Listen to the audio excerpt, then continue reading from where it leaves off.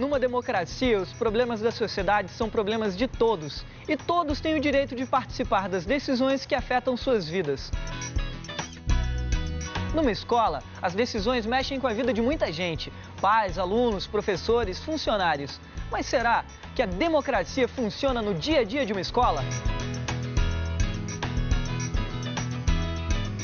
Em São Paulo, uma escola enfrentou um quadro de violência e abandono com a criação de um conselho de classe participativo. É um lugar de discussão que você tem para colocar suas ideias, tentar ajudar a escola a melhorar. Com mais de 40 anos, ele decidiu virar aluno novamente para cursar a faculdade de jornalismo. É extremamente importante a gente voltar para sentar na cadeira como aluno. Hoje tem a segunda etapa do desafio, em que os alunos da Escola Municipal de Ensino Fundamental do Campo Hermínio Pagotto vão ter que achar uma solução para um problema ambiental da região.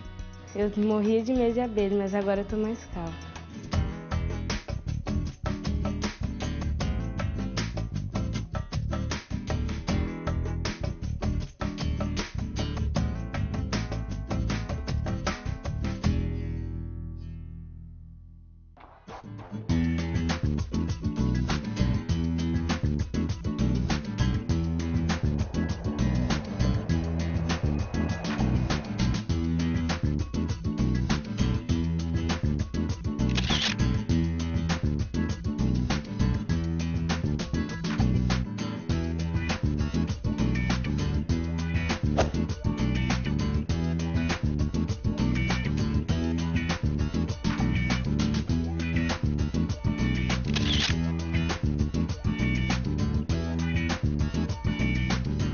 O programa Caminhos da Escola está em São Paulo, na Escola Estadual, professor Antônio Alves Cruz.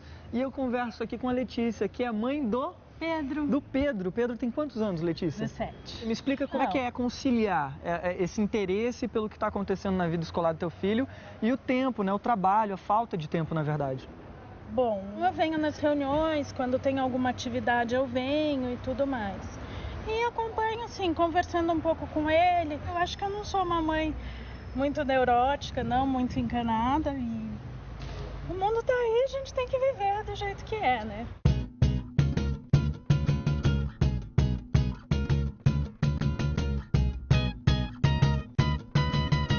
Letícia, você acha que você deveria participar mais das atividades da escola? Seria mais legal. Mas assim, como hoje em dia todo mundo é super ocupado, mal consegue vir nas atividades que a escola pede, a presença dos pais, a escola também já nem tem muita expectativa, já parte do pressuposto que todo mundo é super ocupado. Mas aí acaba gerando um problema, né? Porque a escola não estimula, os pais também não se interessam. Como é que você acha que a gente deve mudar isso? Eu acho que sempre que se propõe uma coisa nova, diferente, desperta a curiosidade, aí as pessoas têm mais disposição para, opa, deixa eu participar, deixa eu ver como que é isso. Galera, como é que é o envolvimento dos pais de vocês aqui na escola? Quando eu fazia bateria, a minha mãe vinha nos ensaios, vinha nas apresentações, ela sempre estava presente quando ela podia. Eles vêm de vez em quando assistir às aulas, ver algumas apresentações. Não é sempre? Não é sempre que eles trabalham, né? Às vezes é complicado, né? Na minha opinião, acho que eles deviam participar mais, porque não é sempre assim que a gente pode apresentar alguma coisa importante, assim, nem sempre nossos pais podem, né? Por causa que, igual o Vitor falou, eles trabalham. Aí a gente precisa, às vezes, do apoio deles pra gente poder estar sempre conseguindo fazer sempre melhor, né, nossos trabalhos. Aí nem sempre eles participam. Participação. Esse foi o lema que levou a Escola Oswaldo Aranha, em São Paulo, a criar um novo modelo de gestão. Eles implementaram um conselho de classe participativo envolvendo toda a comunidade escolar. Será que deu certo?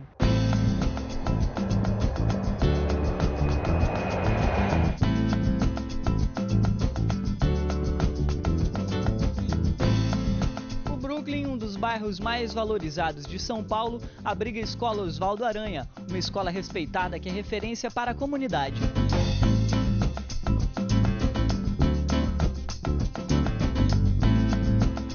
Mas isso não foi sempre assim. Até 2003, quando a antiga supervisora de ensino Maria Carolina assumia a diretoria da escola, a realidade aqui era outra. hall de entrada da escola era uma portinha com grades, né, a portinha fechada, um cartaz, atendimento ao público das 10 às 16 horas. Eu li aquilo e já pensei, nossa, que horário maravilhoso para o público ser atendido, né? Ninguém trabalha, enfim. Cheguei aqui às 7h10 da manhã. Depois de 40 minutos, uma funcionária se dirigiu àquele vidrinho e falou, a senhora não sabe ler? O cartaz está dizendo que atendimento é das 10 às 16. E eu falei, eu só gostaria de entrar, né? Sou a nova diretora, vou começar a trabalhar hoje.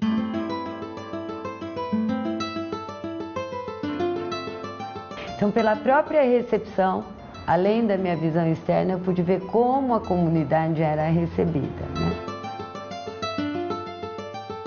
Não havia espaço de diálogo. Bati o sinal do intervalo, vinham 2 inspetores pelos corredores e colocava todos os alunos para fora no pátio e trancavam a porta. Quando fazia uns 15 dias que eu estava aqui, com a porta aberta para conhecer o aluno, uma aluna entrou e falou, dona diretora, quando é que a gente vai ter água? Falei, como assim? E eu fui verificar, nenhum bebedouro de aluno tinha filtro. Eu fiquei pensando, por isso que depreda, tratado desse jeito, como é que pode fazer diferente? Então falei, não, nós vamos tentar fazer um trabalho, desenvolver um trabalho para dar uma condição de escola pública num bairro como o Brooklyn, que volte a resgatar a confiança da comunidade que aqui está instalada, né? Esse foi o meu objetivo maior.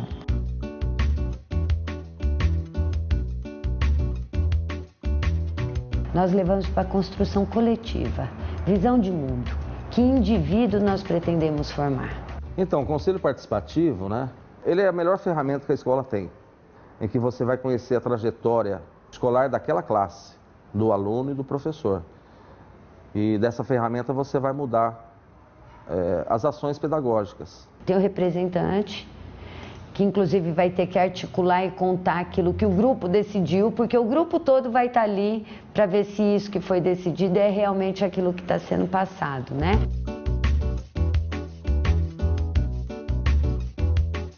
Você pode participar da sua opinião, você pode ver o que está faltando. É um lugar de discussão que você tem para colocar suas ideias, tentar ajudar a escola a melhorar. A diretoria quer saber do próprio aluno o que ele acha da escola, como que ele está. A diretoria tem esse aspecto direto ao aluno, essa é uma vantagem. Não é uma atividade nem sempre prazerosa, nem às vezes para o professor, nem às vezes para o aluno. Porque você, na porta fechada da sala de aula, você talvez tenha uma noção de que a sala é ou muito ruim ou muito boa, e no conselho você, vamos dizer assim, quebra a cara, você descobre aquilo que não é. Mas dentro disso, professor, se você disse que são as diversas formas de fazer o vídeo, não sei o quê, como que você se considera capaz para poder avaliar o vídeo e dar uma nota? Dentro daquele critério que você expôs. Seu trabalho tem argumentação, por exemplo, é questão da argumentação. O seu critério está colocado, ele está posto, ele Mas ficou são claro. várias formas de ver uma coisa, que você mesmo trabalha isso muito em aula. No começo foi o caos. Espaço de diálogo parecia a Santa Inquisição, sabe? O aluno achava que ia lá para falar mal do professor, vou colocar o professor em xeque, e o professor ia lá porque nós vamos detonar o aluno, ou a direção está querendo colocar aluno contra professor. Ficou confuso, porque o conselho oportuniza você ouvir a visão de outras pessoas. Para o brasileiro criticar é falar mal, não é? A gente não sabe usar a liberdade, ninguém ensinou, tem que ser um caminho a ser construído, né? E aí vocês, quando deixam de interagir, perdem uma das funções essenciais que a escola possibilita, que é exatamente você socializar suas respostas, trocar, mudar ou não a sua opinião, mas passar a observar o outro ponto de vista.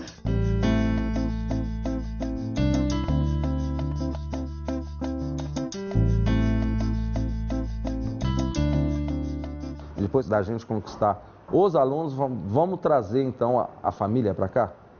E aí começamos a convidar os pais, para eles entenderem que muitas vezes a realidade do filho na escola é diferente daquela que ele está sabendo em casa. Primeira reunião de pais que eu fiz aqui, A escola tinha em torno de 1.600, 1.700 alunos, mandei limpar o teatro, toda animada, né? Não, pai aqui não participa. Falei, vocês convidam? Convidamos, mas o filho não deixa o pai vir. Falei, então nós vamos fazer formalmente, vamos mandar o convite por escrito. Todo mundo olhava para mim com uma cara esquisita, eu não entendia direito, né? 12 pais vieram na primeira reunião. Então falei, é outro resgate, né? Convido o pai para construir a proposta pedagógica. Vamos pegar esses 12, colocar para discutir visão de mundo, né? Visão de homem, que indivíduo eu quero auxiliar, formar para inserir nessa sociedade. E começamos com, assim, de pouquinho, né? Depois de quase 6 anos de trabalho, impossível fazer no teatro. Né? Porque o teatro tem 250 lugares, nós tivemos aí mais de 750 pais na reunião de pais. Então é trabalho de formiguinha, educação é um processo a longo prazo, né? Olá, eu sou a Kelly Feltrin, eu moro aqui em São Paulo, no Brooklyn, há 4 anos, eu tenho 15 anos. E, por favor, sejam bem-vindos, entrem aqui na minha casa. Vou mostrar um pouquinho dela pra vocês.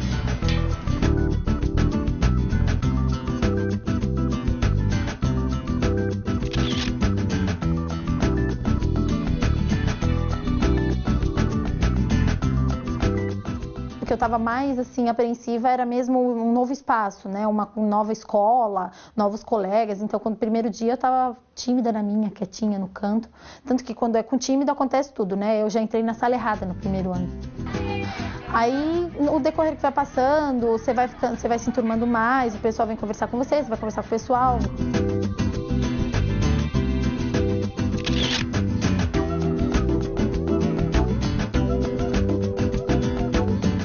Sou eu na minha formatura de 4ª série, que eu fui oradora da turma.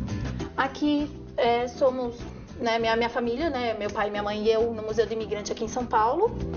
Desde a Kelly, quando ela começou na escola, como ela antecipou, você vê que ela tem 15 anos, está no 3º colegial. A partir daí, nós acompanhamos ela sempre. Sempre nas escolas, sempre reuniões de pais. E em função disso, a gente participando disso, você observa o quê? Professor melhora, aluno melhora, você vê a evolução dos alunos, você vê hoje como o processo é montado, então eles têm o histórico todo e o aproveitamento, então eles conseguem fechar os leques que mostram o caminho de como você está. Kelly, 7 de português, 8 de educação física, 8 de inglês, percebe que ela mantém os conceitos, caindo em algumas, aumentando em outras, aspectos positivos apresentados, leitura e interpretação de diferentes tipos de texto. Eu achei bem interessante esse espaço de o aluno poder expor algum problema com o professor, né, direto para a diretora, tudo num espaço que você sabe que ali não é para ter ninguém ser repreendido, né, para expor a sua opinião, alguma sugestão, alguma reclamação, e aí aquele diálogo. A diretora, na maioria das vezes, media, né, entre você e o professor, e aí, né, vem a melhorar ou a piorar, né, que eu tive um caso no 2º bimestre de uma professora que ficou meio de marcação comigo depois que eu reclamei dela em conselho. E aí, nisso, ela acabou saindo do cargo, e aí entrou um novo professor. Vocês se sentem constrangidos na maneira do professor falar, e aí talvez intimidados, como se ele tivesse tecendo uma ironia, dificultou esse espaço de diálogo? Sim, porque eu não me sinto à vontade de falar com ele. Então, ótimo. Esse problema tem que surgir aqui para que o professor Marcelo reflita e leve para o espaço de diálogo essa reconstrução, porque o vínculo afetivo da relação professor-aluno é o facilitador da aprendizagem. Olha, eu já consegui resolver muitos problemas, eu estou aí em busca de resolver mais um, e é super legal porque dali a gente sai com uma autoestima, para eles ensinam a gente como a gente deve fazer para aprender mais, com a postura que a gente deve ter diante dos problemas, o que a gente deve conversar com o professor, buscar as soluções dos trabalhos da maneira mais abrangente possível. Você vê qual foi o seu ponto forte, os professores falam o que você melhorou, o que você também piorou. É um lugar que você tem para tentar dar uma pensada e ampliar o seu horizonte e falar, não, isso que eu quero, isso que eu vou traçar para minha vida, eu tenho que melhorar isso, aquilo e bola para frente.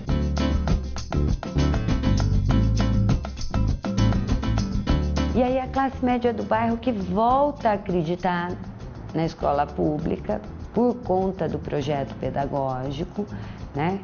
E essa mistura que faz essa coisa crescer, né? A gente se põe à disposição da escola. Eu falei para ele, nesse período que eu posso ajudar vocês, até para dar aula de reforço, precisar de alguma coisa, conta com a gente. Então a gente está dentro da comunidade de escola.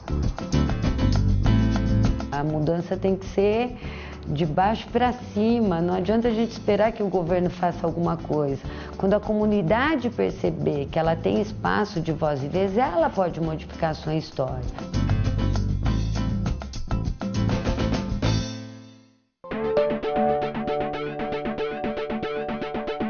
Efetivamente, escolas que vivenciam processos participativos têm uma melhoria, inclusive no tocante ao rendimento dos estudantes. Já existe um conjunto de pesquisas que sinalizam nessa direção. Por outro lado, a participação, ela interfere também nos processos de trabalho na unidade escolar. Então, onde professores, funcionários trabalham, discutem, problematizam junto com pais, com os estudantes, né, você cria um ambiente político, pedagógico extremamente favorável. Uma relação pautada no respeito e no diálogo, para que a gente contribua para isso que deve ser o objetivo da educação nacional, a formação de sujeitos críticos, ativos e criativos. Meu nome é Débora Trípoli, eu tenho 16 anos, estou no primeiro ano e eu nunca entendi porque suamos quando sentimos calor. Depois de uma atividade física, quando estamos com febre ou mesmo quando atravessamos o incansável verão dos trópicos, logo sentimos aquelas gotinhas caírem da testa, das axilas, da careca, de diversas partes. As responsáveis pela inundação são pequenas glândulas da pele que soltam esse líquido que chamamos suor. A água evapora e ajuda a liberar o calor da pele, deixando o corpo mais fresco. Então, caros amigos, suar refresca o corpo, ainda bem, que eu até transpirei com toda essa explicação. Suor é quase o nosso ar-condicionado interno. Já vem no pacote e a gente nem paga mais por ele.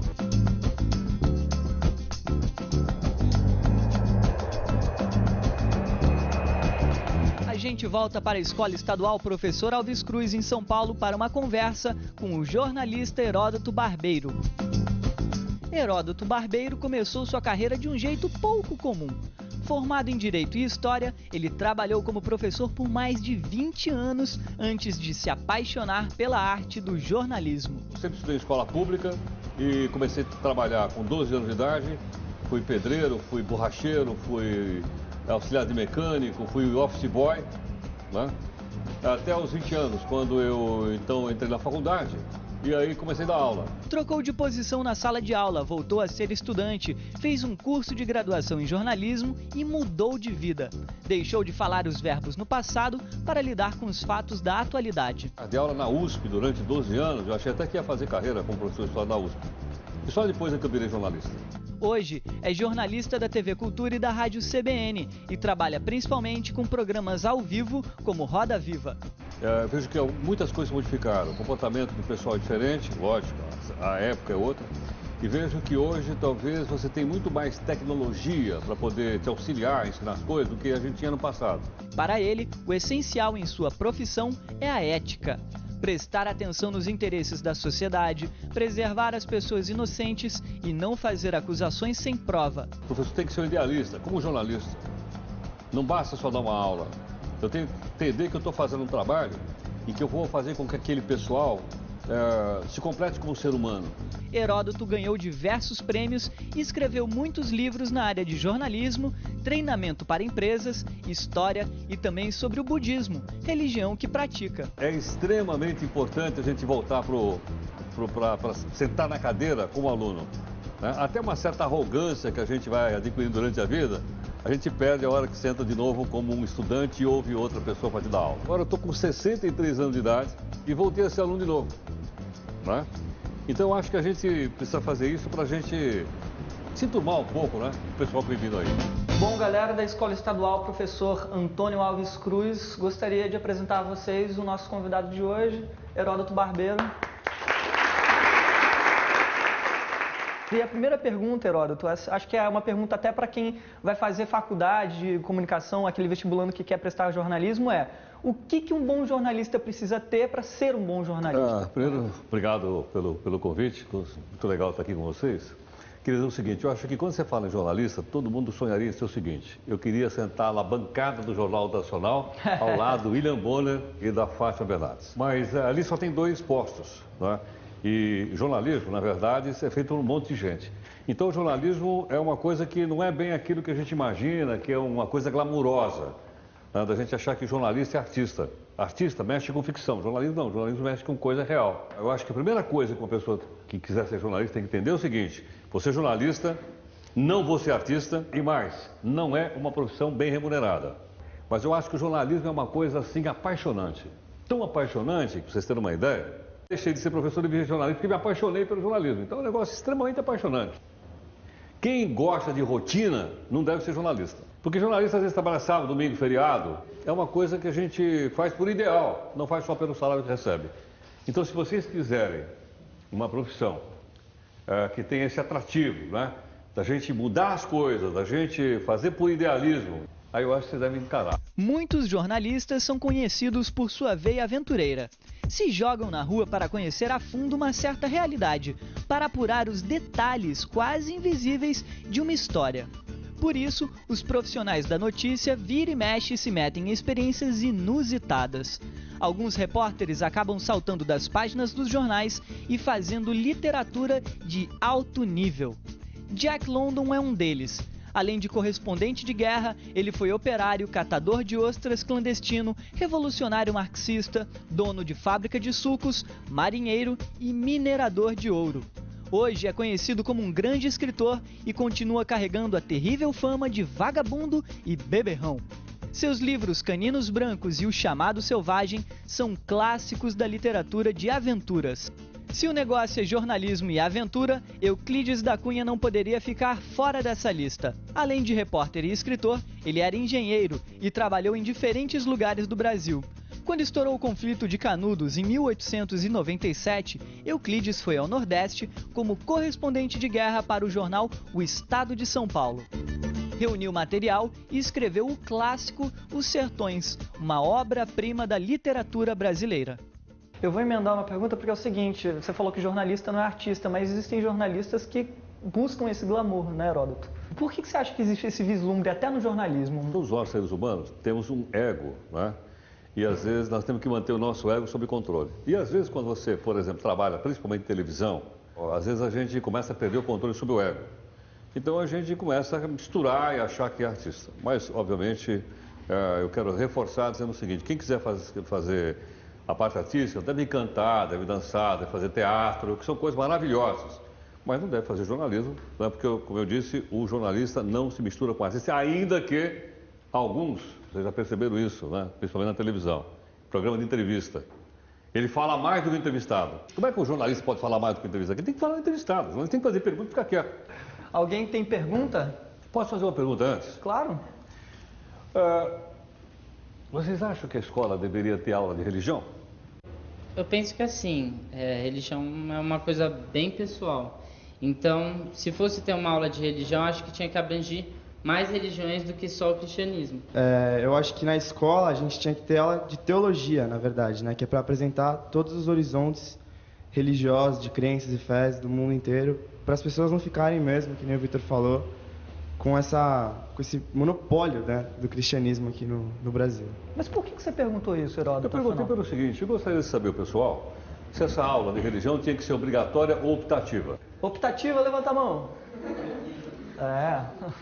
Porque eu acho bastante importante que nós, né, enquanto seres humanos, cidadãos, a gente tem o direito de escolha. Por que não? Eu estou falando por mim agora, hein? Se eu devo ou não assistir a aula. E segundo, qual das religiões eu gostaria de assistir. Então eu acho que é uma coisa legal para formar a cabeça da gente, não é? Porque eu acho que uma das coisas também importantes, e que junto ao jornalismo que vocês fazem, as pessoas acham que jornalista é para fazer a cabeça dos outros. A missão do jornalista não é fazer a cabeça de ninguém. A missão do jornalista é apurar notícia e provocar debate, provocar pensamento, provocar que as pessoas decidam por ela. E não alguém que decida por mim. Então, por esse motivo é que eu perguntei sobre a aula de religião. Antes de você se tornar jornalista, você era historiador, o que te fez mudar de ideia, assim, tão radicalmente um para o outro? Eu acho que na vida da gente, a gente sempre está aberto para mudança. A gente não tem que ter medo de mudança. Você imagina, pô, eu já estava dando aula, sei lá, 25 anos que eu dei de aula. E, pô, você já está velho, você vai trocar de profissão, você é louco. Mas é aquela tal história. Eu acho que quando a gente muda, a gente melhora. Quando a gente muda, a gente conhece melhor o mundo. Então, mudei porque me apaixonei pelo jornalismo. Conheci o jornalismo, me apaixonei por ele. Achei que podia fazer alguma coisa com o jornalismo, por isso que eu troquei minha profissão. Deixei de ser professor de história e virei jornalista.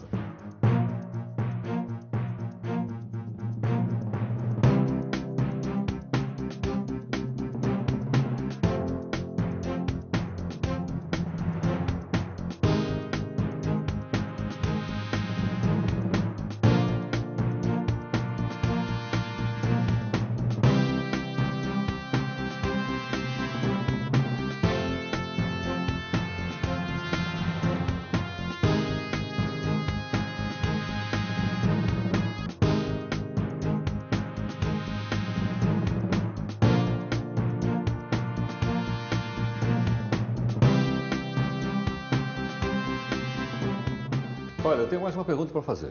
Quando eu trabalhava no cursinho, a gente tinha lá uma avaliação do professor.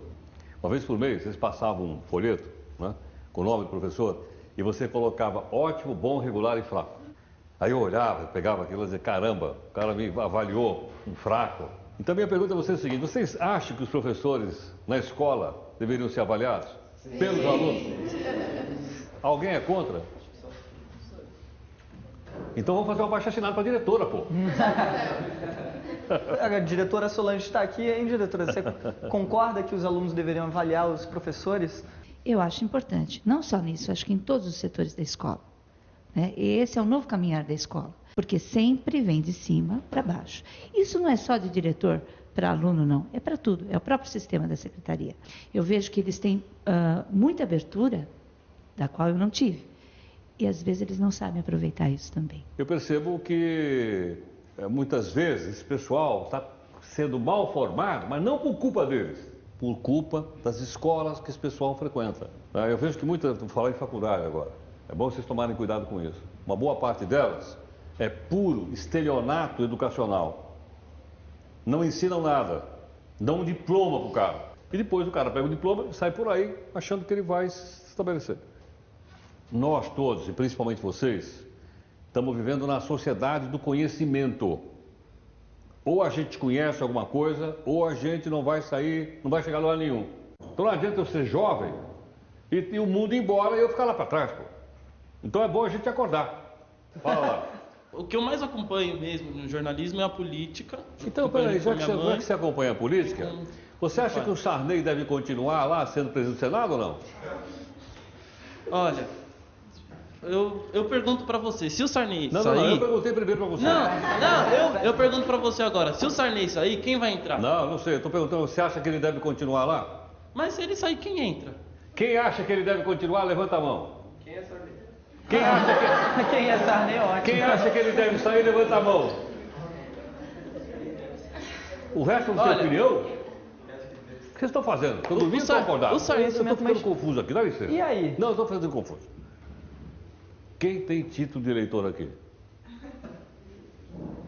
1, 2, 3, 4, 5. Só? O resto não tem 16 anos, é isso? Tem, mas não tem título? Espera um pouco. E por que não tem título? Agora, se eu tiver um título de eleitor com 16 anos, para eu votar, eu preciso escolher. Para escolher, eu preciso ler. Eu preciso saber o que está acontecendo. Eu vou chegar lá e votar no primeiro panaca que me der um pato-sapato? Para deixar o país do jeito que está? Sabe por que o país está do jeito que está? Porque nós escolhemos mal. Agora, eu acho que se a gente está numa escola, a gente está aqui para ter uma ideia da sociedade brasileira, escolher gente decente para a gente colocar lá. Vocês sabem quanto é que custa um deputado federal por mês? Custa R$110 mil por mês. Qual é o pai de vocês aqui que ganha 110 pau por mês? Eu não sei porque eu sou jornalista, vocês sabem. Vocês sabem o que é um e-mail? Sabe o que é um Twitter? Olha que ferramenta que a gente tem extraordinária, pô. Vamos usar essa ferramenta para quê?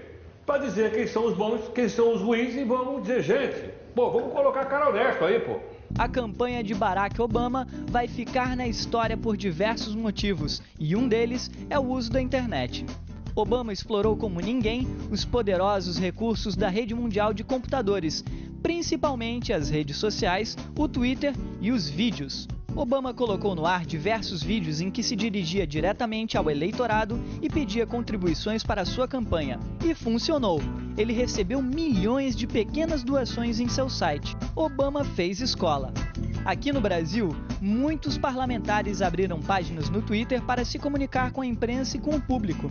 Como no Brasil temos eleições de 2 em 2 anos, é bastante provável que nossos políticos também passem a usar mais essas ferramentas para atingir os eleitores. O senhor acha que projetos na escola é importante para a educação, para nós a gente se desenvolver assim? Quando a gente fala em educação, obviamente, a gente não está falando só em sala de aula, né? Giz, lousa. A gente está falando de educação, a formação da pessoa como um todo, né? A pessoa como cidadão, como ser humano, etc. E aí a gente pode agregar uma série de coisas, eu acho bastante importante, muito importante. Por exemplo, eu acho que um encontro como esse que a gente está tendo aqui faz parte da educação, um debate, um encontro, uma palestra faz parte da educação. Então acho que é um conjunto de coisas que faz a gente, né, conhecer melhor o mundo, melhorar as coisas e ter esse ideal da gente achar que nós vamos conseguir mudar as coisas e melhorar. E uma coisa interessante que a gente ainda não falou, Heródoto, é justamente sobre participação do pai, do aluno dentro da escola. Como é que você acha que isso podia ser maior dentro da escola? Hein? Nós precisamos nos educar, estou falando da minha geração, para participar das coisas. Para participar da escola, sem dúvida. Para conversar com os professores, sem dúvida. Para ajudar a escola, sem dúvida. Mas sabe o que acontece? A minha geração é tão alienada que não participa de nada. Não vai nem na reunião do condomínio onde a gente mora. Olha como nós somos. A gente não pode virar as costas para a sociedade. Faz parte da cidadania essa participação. Então a escola não pode ser depósito de aluno. Escola tem que ser um turbilhão de conhecimento, de realização, de coisas legais, bacanas, alegres. Então a escola tem que ser uma coisa alegre, pô. A escola não é um lugar que a gente vem para levar porrada. Ih, pagou a luz. Falei mal da escola. Heródoto, como é que você acha que o brasileiro podia se reunir e ajudar a todos a sermos bons leitores? Olha, a leitura é uma coisa fundamental, obviamente. E a leitura pode ser feita tanto num pedaço de papel, como pode ser feita na tela do computador. E outra coisa que a gente podia fazer é o seguinte, eu participo de uma ONG que tem uma biblioteca pública na região da Grande São Paulo, Mogi das Cruzes, chama Taiá Supeba. E o que a gente faz lá? A gente incentiva a leitura. Então, a gente faz troca de livros, a gente leva os livros velhos para lá, o pessoal leva o livro para casa, né? Então, eu acho que leitura é fundamental. A minha pergunta é o seguinte, você estudou História, depois estudou Direito e depois voltou como aluno para estudar jornalismo. E hoje já não é mais necessário diploma para exercer a profissão. O que você acha disso? Bom, eu acho o seguinte, eu sou favorável a boas escolas. A boa escola de Direito, a boa escola de Jornalismo, a boa escola de Medicina. Eu acho que boa escola é boa escola. Mas sou favorável também a uma desregulamentação geral das profissões, inclusive de jornalista. Por que razão? Porque eu acho que o bom jornalista não é aquele cara que pega um diploma, mas é aquilo que a professora falou agora há pouco, de você saber o que é jornalismo e principalmente seguir as questões éticas. Então, eu, pessoalmente, acho que a pessoa tem que ser avaliada pela sua competência e não pelo seu papel. Qual a diferença entre jornalismo, assim, de jornal mesmo, e fofoca? Olha, a diferença é o seguinte, notícia é uma coisa, fofoca é outra. Fofoca não é jornalismo. Jornalismo é assim, a gente só divulga as coisas quando a gente tem certeza que elas aconteceram. Vou dar um exemplo, vou contar uma história real para vocês. Numa redação aqui em São Paulo, e o jornalista olhou na internet e estava escrito o seguinte, morreu o Papa João Paulo II. Aí o cara falou, opa, é a minha chance de dar uma notícia que ninguém deu. Chegou, entrou lá no estúdio, bota aí no ar, botaram o cara no ar, o cara disse, olha, quero anunciar que o Papa João Paulo II morreu. E parou, foi lá na redação. Ele chegou, achou que ia chegar, ia ser aplaudido. Tá todo mundo olhando para a cara do cara. Falou, o que aconteceu? Acabei de dar a notícia que o Papa morreu, vocês não vão falar nada? Olha de novo na tela. E o cara olhou na tela, tinha uma correção na tela. O Papa estava vindo num hospital em Roma. Aí ele disse, e agora? O que você vai fazer?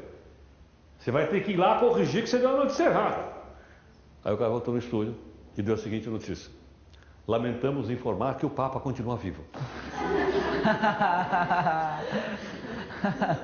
E eu lamento informar que o nosso tempo aqui é super curto, por isso, gente, obrigado pela participação de vocês, a todos aqui da Escola Estadual, professor Antônio Alves Cruz, diretora, professora, alunos.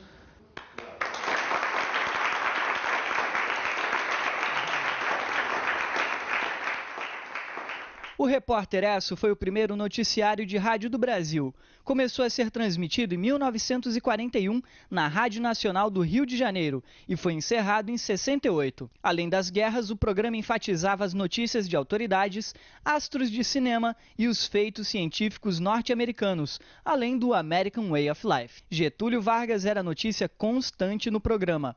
A posse, as emendas, o retorno à política, o atentado a Carlos Lacerda e também o suicídio do presidente ganharam destaque no noticiário. Repórter ESSO, o primeiro a dar as últimas. Aqui fala o seu Repórter ESSO, testemunha ocular da história. O curioso é que era testemunha ocular, mas se tratando de rádio, deveria ser testemunha auricular da história, não é não? Estou em Araraquara, São Paulo, na Escola Municipal de Ensino Fundamental do Campo Hermínio Pagotto.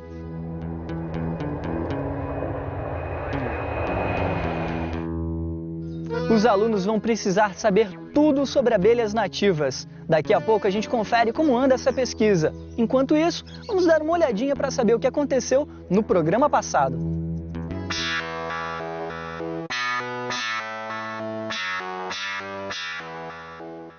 Na semana passada, os alunos foram desafiados a resolver um problema. As abelhas nativas correm risco de extinção.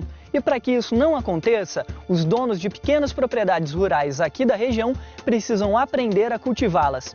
Os participantes do desafio têm uma importante missão: criar uma cartilha que ensina os produtores a fazer isso. Qual é o principal motivo que elas podem o desmatamento, as queimadas, o extrativismo do mel e o uso inadequado de produtos agrotóxicos. O langão é esse aqui, né, Léo? É, esse daí mesmo. A rainha? As operárias, quando elas nascem, elas servem para alimentar as larvas. Esse aqui é o pólen, é a comida da rainha. É possível uma pessoa viver somente da renda da abelha? É possível sim, porque o Brasil está muito crescendo na venda de mel. A produção do Piauí é tudo exportada, já tem para tudo para a Alemanha.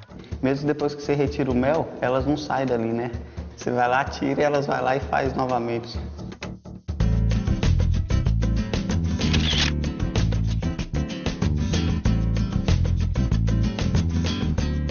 Obrigado, professora. Boa tarde, pessoal. Boa tarde. Bem, nós vamos falar sobre as abelhas indígenas, ou abelhas sem ferrão. Essas abelhas são abelhas que estão já num caminho de extinção, porque o homem, ele com o desmatamento, o uso do fogo, do agrotóxico, ele vem acabando com essas colmeias existentes na natureza. Eu gostaria de saber, porque certo dia, uma abelha sem ferrão me mordeu. E isso doeu muito, eu queria saber se isso é possível. Ela pode ter dado uma mordidinha com a boca, porque o ferrão dela é atrofiado, então ela não te picou, entendeu? Você pode ter tido uma reação pela mordida dela, não pela picada. As mesmas espécies existentes no Brasil também existem em outros lugares do mundo? Algumas sim, algumas existem em outros países. Tá? Qual o melhor horário para trabalhar com as abelhas? De preferência de manhã. Ainda não saíram para trabalhar, então você consegue ter acesso com essas abelhas com maior quantidade na caixa, nos enxames. Qual a maior dificuldade para os agricultores que pretendem realizar a apicultura? Não há dificuldade. Na verdade, o apicultor ele tem a necessidade de adquirir algumas colmeias para começar a sua criação. E devagar ele vai dividindo, fazendo a divisão dessas colmeias para poder, com o tempo, ter uma quantidade maior para ter uma maior produtividade. Como uma colmeia deve ser instalada?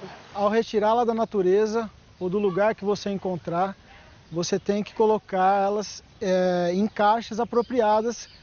Fora o ser humano, existe outro predador das abelhas na natureza? Formigas, tatu, sapo.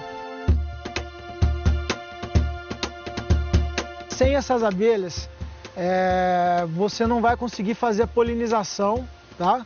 E sem essa polinização, não vai ocorrer a fecundação e, consequentemente, a perpetuação dessas espécies.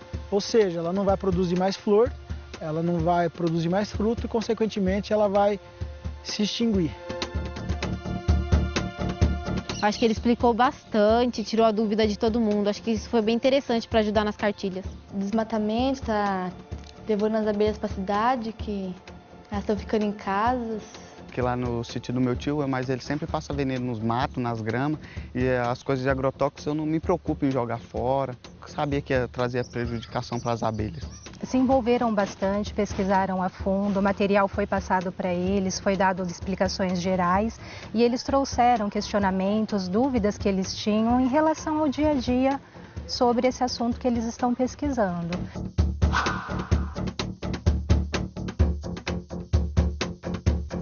Olha que legal a diferença da abelha operária com a rainha, que as rainhas são alimentadas com geleia real. Com o desmatamento das florestas, as abelhas indígenas sem ferrão não estão tendo mais lugares na mata para morar. Você acha que é bom a gente escrever assim, destacar para que isso não aconteça? Vamos ter que pensar, escrever esses negócios. Eu acho que a gente deve escrever os benefícios que essas abelhas trazem. A gente pesquisa, como já pesquisou, agora a gente vai escrevendo o que a gente está entendendo das fotos e o que a gente sabe. E essa aqui vai fazer o quê? Essa aí vai falar sobre meio ambiente e ecologia.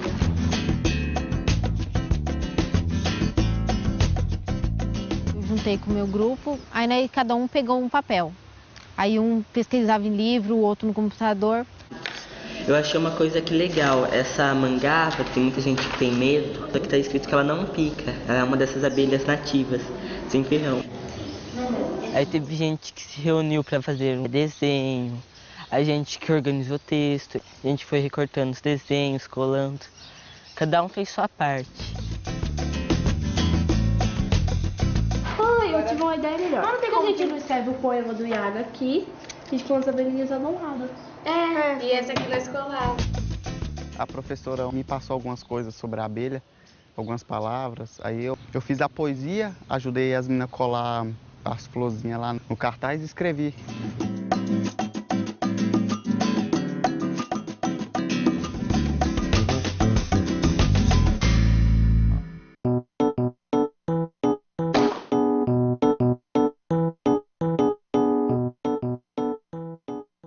Fez uma pesquisa na internet e em alguns livros também que estão na biblioteca.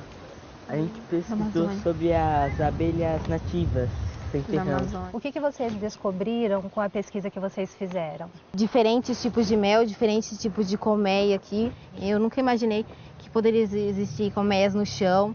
Em tronco de árvore, também temos em casas aqui bastante.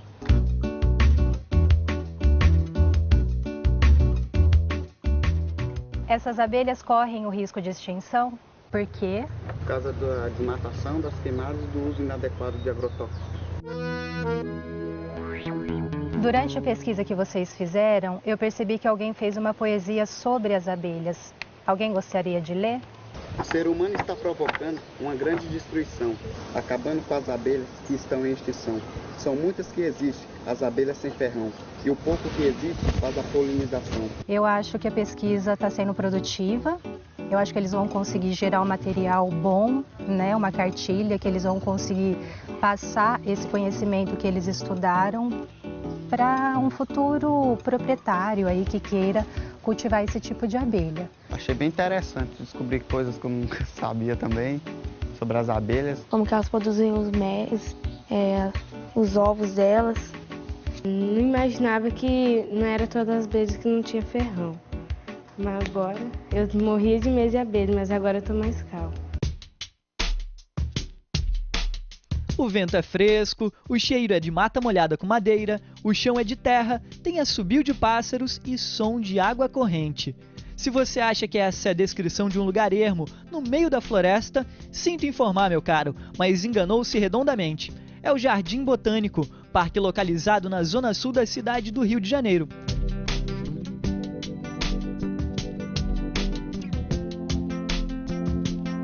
Tudo começou com Dom João. Quer dizer, vamos contar melhor essa história. Tudo começou quando Napoleão Bonaparte ameaçou invadir Portugal com suas tropas. A nobreza portuguesa, com medo do que poderia acontecer, resolveu vir para o Brasil e em 1808 o Rio passou a ser sede do governo. Dom João VI, o rei, queria um futuro próspero para o país e fez vários empreendimentos. Construiu um observatório astronômico, uma biblioteca pública, a tipografia real, um teatro e também um lugar para preservar especiarias, o Jardim Botânico.